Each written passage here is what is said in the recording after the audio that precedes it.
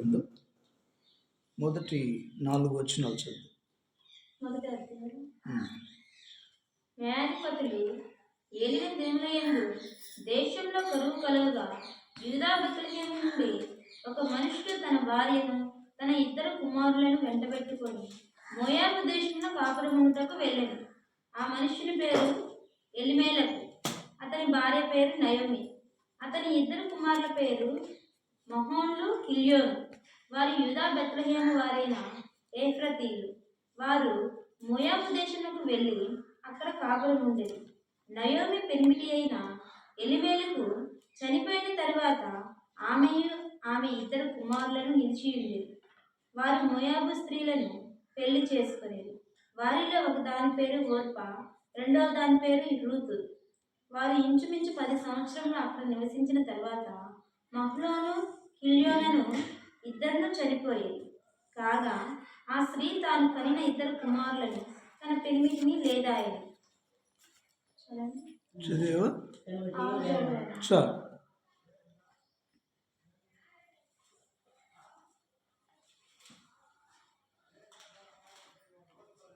ఆరో వచనం కూడా చదువమ్మా.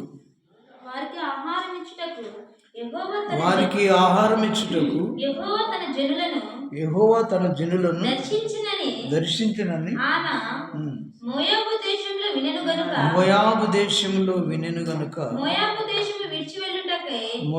దేశమును విడిచి వెళ్ళుటకై ఆమెయు ఆమె కోరండ్రును ప్రయాణమైరు. చాలు.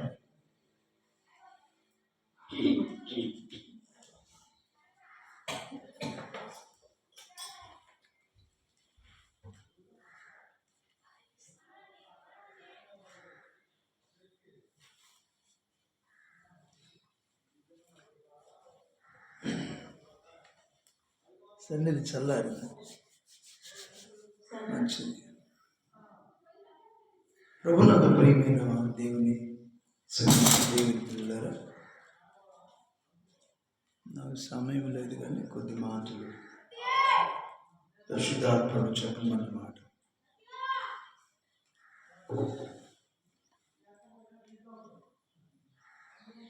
న్యాయాధిపతులు ఏలిన దినములయందు దేశంలో కరువు కలగగా యూదా బెత్లెహేము నుండి ఒక మనుషుడు తన భార్యను తన 2 కుమారులను వెంట పెట్టుకుని మోయాబు దేశంలో కాపురముటకు వెళ్ళింది. ప్రియమైన వాళ్ళరా,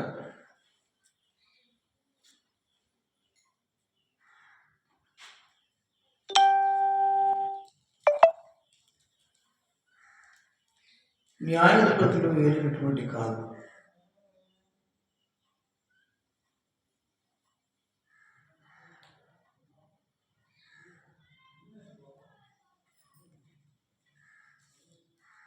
లోకానంతటా దేవుడు ఏలుతున్నటువంటి దినాలు. ఎవరు పరిపాలిస్తున్నారు లోకాన్ని? దేవుడే పరిపాలిస్తున్నటువంటి దినాలలో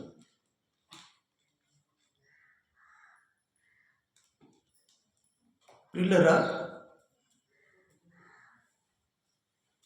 ఆ దేశమంతా సుభిక్షంగా,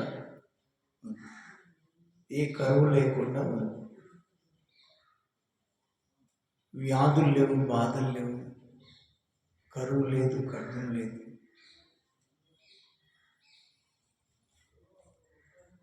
ఇలాంటి ఉపద్రవాలు, మరణం కూడా లేదు. ఏం లేదంట? మరణం ఉందా? మొదటిగా ఏదైనా తోటలో మరణం లేదు, వ్యాధులు లేవు, బాధలు లేవు, కరువు లేదు, ఖడ్గం లేదు. ఏముంది? దేవుడు పరిపాలనలో ఉన్నంతసేపు సంతోషం ఉంది, సమాధానం ఉంది, క్షేమం ఉంది, కరువు లేదు, ఖడ్గం లేదు కదా, మరణం లేదు, జీవం ఉంది. దేవుని స్తోత్రం. ఏముందంట? జీవం అంటే నిత్య జీవం. జీవంలో కూడా నిత్యము జీవించేటువంటి జీవితం. అంటే దాని మీనింగ్ అర్థం ఏంటంటే దేవుడు తోడుగా ఉంటే జీవితం కానీ, దేవుడే రాజ్యం ఏలుతూ ఉంటే ఆ స్థితిగతులు కానీ సుభిక్షంగా ఉంటాయి. మంచి రాజు పరిపాలిస్తుంటే కూడా దేశమంతా కూడా సుభిక్షంగా ఉంటుంది. బీదలకు ఆహారం దొరుకుతుంది. ఏ నాయకుడైతే భూమి మీద శ్రద్ధ చూపిస్తాడో అంట ఆ దేశం అంట సుభిక్షంగా ఉంటుందంట. బైబిల్ గ్రంథం అంటుంది. దేవునికి స్తోత్రం. ప్రసంగ గ్రంథంలో భక్తులైనటువంటి సొలొమోను మహారాజు రాస్తున్నాడు, ఏ నాయకుడైతే భూమి యొక్క స్థితిగతుల మీద డిపెండ్ అవుతాడు, శ్రద్ధ తీసుకుంటాడు, ఆ దేశం అంతా సుభిక్షంగా ఉంటుందంట. అలానే దేవుడు కూడా ఏం చేశాడు, రాజు అయ్యి దేవుని ఆయన సృష్టించినటువంటి లోకాలన్నిటిని వెళ్తున్నాడు. భూలోకాన్ని వెళుతున్నాడు, పరలోకాన్ని వెళుతున్నాడు.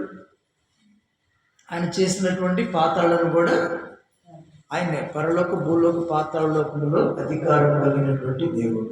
అందుకే ఆయన వీటన్నిటినీ తన స్వాధీనం ఉంచుకొని పరిపాలిస్తున్నాడు. శక్తిమంతుడుగా పరిపాలించాలంటే రాజుగారికి బలం ఉండాలి, జ్ఞానం ఉండాలి కదా, సమస్త బలం ఉండాలి. మెయిన్ బలాధిక్యం.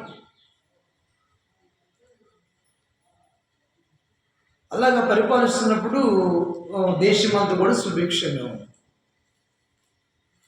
శత్రువు లేడు.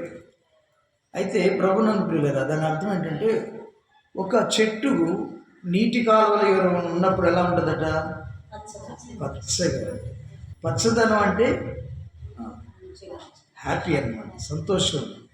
పచ్చదనం మీన్స్ అర్థం ఏంటంటే ఆ చెట్టు అందంగా ఉంది, సంతోషంగా ఉంది, దానికి ఏ బాధ, చక్కగా ఇంకా నీటి కాలువలో ఎవరైనా ఉంది కాబట్టి ఎదుగుతూ ఉంది, కాపు కాస్తూ ఉంది, ఫలిస్తూ ఉంది, పచ్చదనం ఉంది, దానిలో మనం చూస్తే జీవం ఉంది, మనం చూస్తే ఎంత బాగుంది. ఒక్కోసారి మనం చిన్న చిన్న పైరును చూస్తుంటే, మొన్న ఈ మధ్య నేను వెళ్తూ ఉంటే మన బోలిపెట్టులో ఫస్ట్ రోడ్డు ప్రక్కన పొలంలో ఏం వేశారంటే జొన్న వేశారు. నేను ఆ టైంలో వెళుతున్నప్పుడు జొన్న వేస్తే ఆ జొన్న బాగా ఎలా ఉందంటే పచ్చగా, దాని ఆకులు కానీ ఆ స్థితి చూసి నాకు అనిపించింది, ప్రభువా నువ్వు ఉంటే ఎంత బాగుంది. ఈ తోటకు లేకపోతే ఈ పొలానికి చక్కటి నీరు, దానికి ఎరువు అన్నీ వేసినందువల్ల ఎంత అందంగా ఉందంటే, ఉదయాన్నే వెళుతున్నాను కాబట్టి ఆహ్లాదంగా, చూడటానికి కూడా చాలా అందంగా అనిపించింది. నాకు హ్యాపీ అనిపించింది. ఆ చెట్టు అంత ఆ పైరు అంత బాగుండేకి నాకు అనిపించింది, ప్రభువా ఒక యజమానుడు ఆ పొలానికి ఎరువు, నీరు అన్నీ కలిసి కాపు వచ్చి ఉన్నందువలన ఆ పైరు అంత బాగుంది ప్రభువా. అలానే నీవు మాకు తోడుగా ఉంటే మేము కూడా ఇంత పచ్చగా, ఇంత చూసేవాళ్ళకు కూడా సంతోషాన్ని ఇవ్వగలుగుతుంది. అదే ఆ తోటకి నీరు లేదు, ఎరువు లేదు, ఆ కాపుదల లేదు, ఎవరు పట్టించుకొని ఎలా ఉంటుంది, ఎండిపోయి చూసేవాళ్ళు కూడా ఎలా ఉంటుంది, ఎండిపోద్ది. చూసేవాళ్ళకు కూడా అయ్యో, అప్పుడు అనిపిస్తుంది, మనకేమనిపిస్తుంది, బాధ అనిపిస్తుంది. ఎంత బాధ అనిపిస్తుంది, వర్షం లేక పైరంతా ఈ మధ్య కదా పొలాలు ఎండిపోతుంటే వర్షం లేక నాకు అన్ని బాధ అనిపించింది. ప్రభు వర్షాలు లేక అన్ని పొలాలు ఎండిపోతున్నాయి ప్రభు అనిపించింది, బాధ కలిగింది. దేవునికి స్తోత్రం. అలానే ప్రభునందు ప్రియులారా, ఎండిపోయిన చెట్టును చూస్తే ఎవరికి సంతోషం, ఎవరికి సంతోషం అంటే ఎండిపోయిన చెట్టు సాతానికి, వారి దూతలకు చాలా సంతోషం. అలానే మన జీవితంలో కూడా మనం వ్యాధులు, బాధలు, కరువు, ఖడ్గాలు, శ్రమలు, కన్నీళ్ళు ఇవన్నీ పెట్టుకుంటా ఉంటే సాతానికి చాలా సంతోషం అన్నమాట. ఎక్కడ హ్యాపీ. నీవు చచ్చిన స్థితిలో ఉంటే, దేవుని ఆత్మ లేకుండా, దేవుని జీవం లేకుండా ఎండిపోయిన స్థితిలో ఉండి నీవు నేను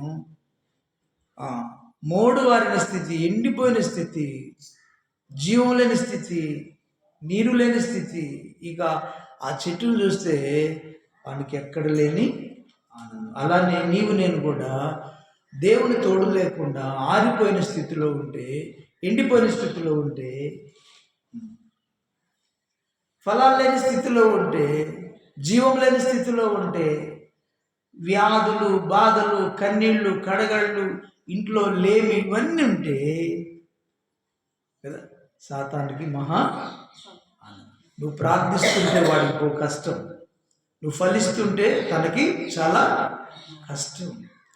నువ్వు క్రమశిక్షణ కలిగి దేవుని నీడలో